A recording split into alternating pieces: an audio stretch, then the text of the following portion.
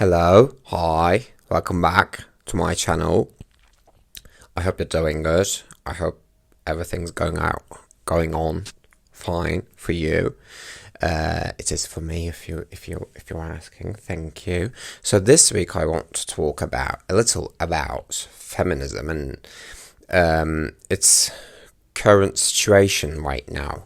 The reason why I want to talk about this is that in recent times, in recent years, or even recent months, I had some interesting conversations with people that made me learn that those people that I was having conversations with were having some uncommon opinions about feminism, not femininity, feminism itself, and I didn't think those thoughts would come out of those people because I viewed them already, like these were people that were already in my life. I viewed them as very good advocates for human rights. The things that they were saying were not really violating anyone's rights per se, but I was a little shocked because of the way that they were living. It was not really adding up. But then at the end, it kind of made me think about the current society in a way that maybe some of the ideologies, some of the things that are people thinking about human rights are not how we think it is, which might be kind of clear from the current situation of political structure of the world right now. But anyways, I was not expecting those opinions from those people. And the opinions in question are actually, they stated that they were kind of tired of feminism. I keep saying femininity. They were tired of feminism. These were women, and they said that they were tired of feminism and they wanted to live in a simpler structure.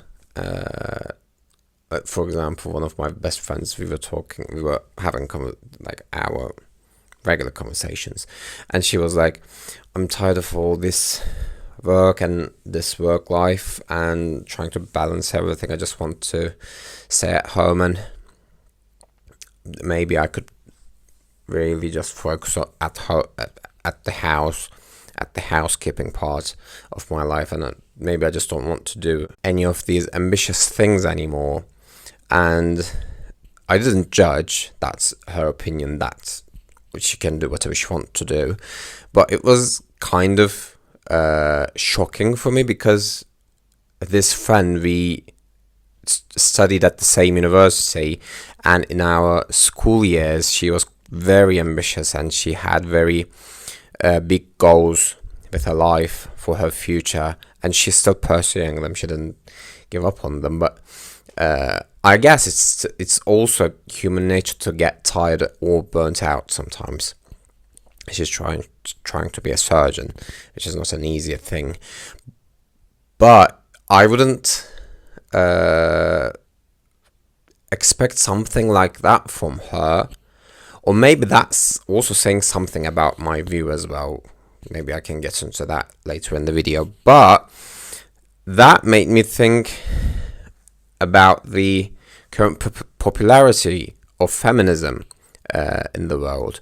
And maybe it's not very apparent in the media, but in normal life, in day-to-day life, in like people's personal life, sometimes women just don't want to be in that ambitious workplace. To be honest, sometimes men don't even want to be in that place, which is another topic that I could get into in a later video. But women sometimes in that regard, in that situation, state their frustration as, and I just want to be a stay-at-home woman, and they're like, men have the job, men have the responsibility of earning, and I can just stay home. And it is respectable if that's what she wants to do. But if you think about it, that's not how you would imagine 2026 or 25 to be, how the societal or ideological landscape to be in these years, because we had the feminism movement started in late 20th century, and it picks up quite a lot of speed and movement and momentum, and it got huge, and the world is not the same place as it was 60 years ago, but still we have these conversations or dialogues or discussions sometimes, which is kind of interesting. And maybe the reason for this might be because of capitalism, or the how the workplace is structured. I know my views on capitalism are quite interesting. I had some videos about capitalism in the past, but in this regard, in this situation, I think capitalism or conservatism is actually trying to tear down feminism by emptying it out, trying to rot it from inside, trying to deter people from it by making people hopeless, which is what fascism kind of does. And I think the frustration and the burnout that these people, it's not just a couple. I also overheard many people having these conversations between themselves, that they were like, oh, I'm tired of this, men should be men, or something like that, which is quite a nice sentence. We had quite a lot of funny things happening with that sentence recently. Anyways, but these people maybe are not that educated. I'm not talking about my friend. My friend wouldn't say men should be men, but other people should not be as educated. But these are still people that have some education and are in workforce and earning their money and having their lives. But also the current modern world is very tiring and exhausting, and sometimes even more on women, as they experience more negative experiences in workplaces, have less representation, less opportunities to grow, to evolve, to develop, and less opportunities to basically get paid sometimes. And it is very understandable that after people, not even women, if this happened to men, that they would probably react in the same way, but people would have this reaction to these things happening. And I think it might be deliberate so that the system works as it does, as it has been, as it used to be, as it used to work. And it is kind of even more important in these times, as we have these happenings, these events taking place, and they're kind of tearing down everyone's morals, basically, and even see this happen to many more people, even in like these minute things. They're not minute, but they shouldn't have these many frustrations in a day. And to see that happen, it's kind of like the aim of the upper part of the society is they're kind of reaching their aims.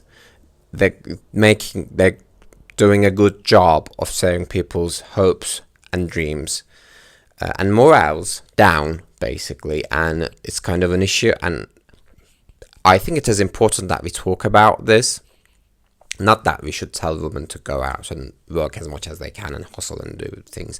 It's their choice. Nobody can choose that for another person.